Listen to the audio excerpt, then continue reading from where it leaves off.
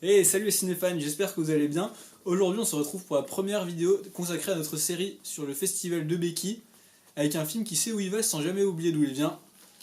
Demain mais hier, c'est parti.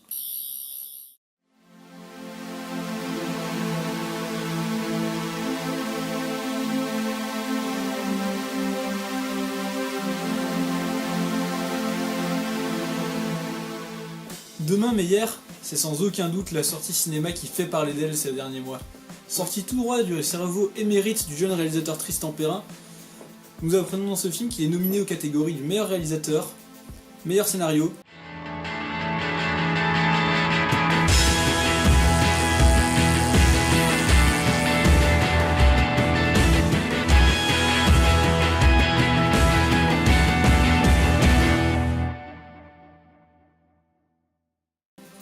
meilleure bande-son, révélation masculine, bref, Demain mais hier est sur tous les fronts.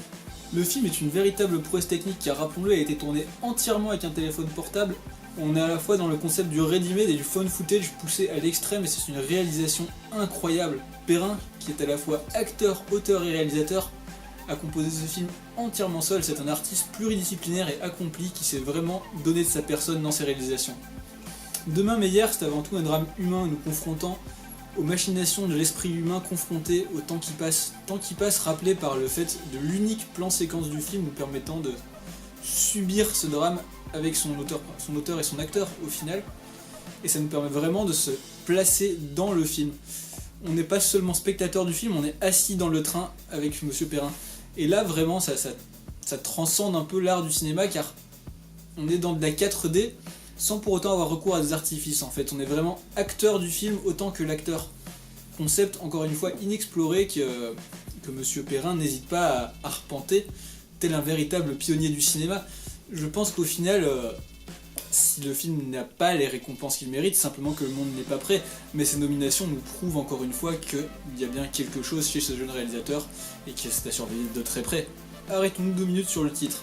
Le titre est en effet une partie omniprésente de l'histoire et bien plus qu'un titre tout simplement, c'est une partie de l'œuvre à part entière au final. Demain mais hier, cette corrélation entre les mots, ce temps omniprésent qui est rappelé dans l'œuvre complète. Le train avance vers le demain, tandis que l'acteur regarde vers le hier. Au final, c'est vraiment une présence. Il y a une présence du temps qui n'a jamais été réalisée à ce point-là dans le cinéma, et ça c'est incroyable. Tout en instaurant ces nouveaux codes révolutionnaires, Monsieur Perrin joue avec les codes préétablis de lecture de l'image. Car en effet, une image se lit de gauche à droite. En regardant ainsi vers la gauche, le personnage instaure une temporalité, il regarde vers le passé. Le train, quant à lui, va vers l'avant, instaurant le futur. Le personnage centré au présent, et quant à lui, l'action immédiate qui regarde vers le passé tout en se dirigeant vers le présent. Jeu de contraste et de dualité, donc, mais pas seulement dans le titre. Une dualité présente également dans l'ambiance son et l'image. En effet, notre acteur, et personnage principal que l'on suivra pendant tout le film, est propulsé dans une sorte de monde imaginaire tout en étant ancré à la réalité, monde imaginaire représentant sa psyché. Bonjour, je suis Tristan Perrin, le créateur de la chaîne YouTube Poisson Clown Studio. Saviez-vous qu'en regardant nos productions, vous deviendrez plus intelligent? En effet, comme le démontre ce graphique, tous nos abonnés ont vu leur intelligence grimper en flèche. C'est spectaculaire. Alors vous aussi devenez comme eux. Et regardez nos courts-métrages, abonnez-vous à notre chaîne et partagez nos productions. Qui nous sera montré vis-à-vis notamment de la couleur et du son. Couleur fantasque, presque surréaliste, imposée sur ce cadre beaucoup trop naturel et commun du voyage en train que l'on connaît tous.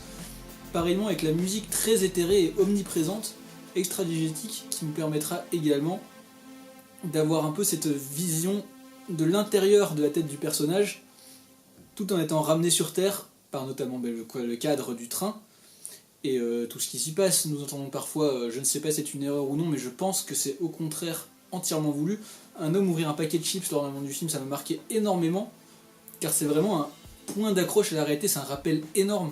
On est emmené par ce film, par cette musique éthérée, par ces images qui sont vraiment d'un autre monde.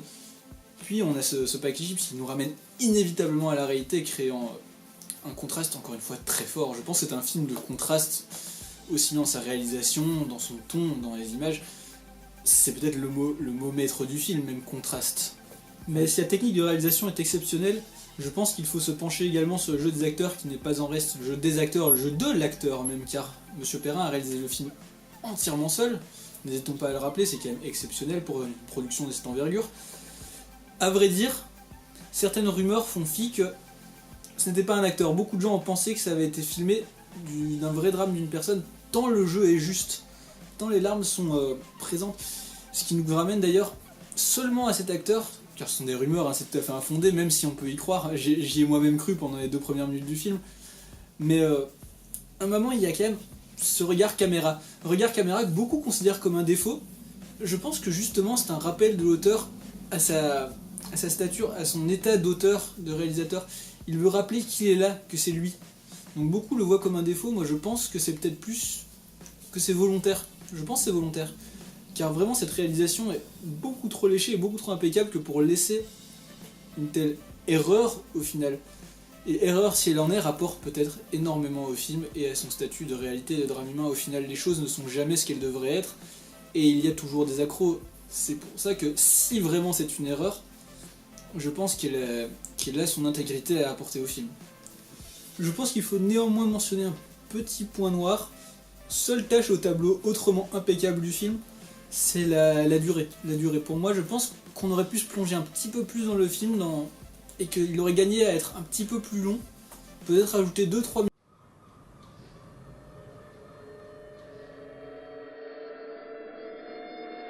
Cette porte là, c'est quoi? Bah, c'est une porte. Non mais y a quoi derrière? Je sais pas, on s'en fout, non? Non mais je sais pas, t'es pas un peu curieux?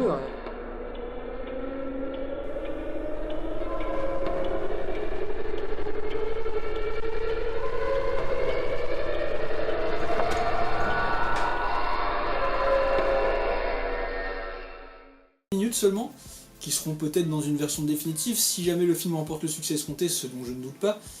Mais la durée est effectivement un rien en reste. On sent que ça n'a pas été facile ni pour l'acteur ni pour le réalisateur, et peut-être que ça a joué dans la durée du film. Ça reste néanmoins une tâche minime sur un portrait magistral mené par une main de maître. C'est un chef-d'œuvre incroyable, et je pense que Monsieur Perrin signe là ce qui sera considéré dans quelques années comme classique absolu du cinéma. En conclusion, Demain mais hier, c'est un film que j'aurais voulu découvrir hier pour en profiter plus demain. Ça reste une œuvre magistrale que je conseille à tous ceux qui veulent enrichir leur culture cinématographique ou simplement passer un bon moment, car je pense qu'il n'y a rien d'autre à dire, mon enthousiasme parle de lui-même. Et bien cette vidéo touche déjà à sa fin, n'hésitez pas à vous abonner, à lâcher un petit pouce bleu, c'est super utile pour le référencement. Si le contenu vous plaît, n'hésitez pas à partager cette vidéo en masse. Pour vous ça prend 2 secondes, pour moi c'est super important, ça me donne des retours et des feedbacks sur mon travail et je pense que c'est vraiment indispensable.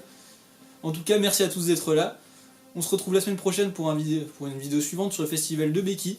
J'espère que le contenu vous a plu, à plus les cinéfans, clap de fin.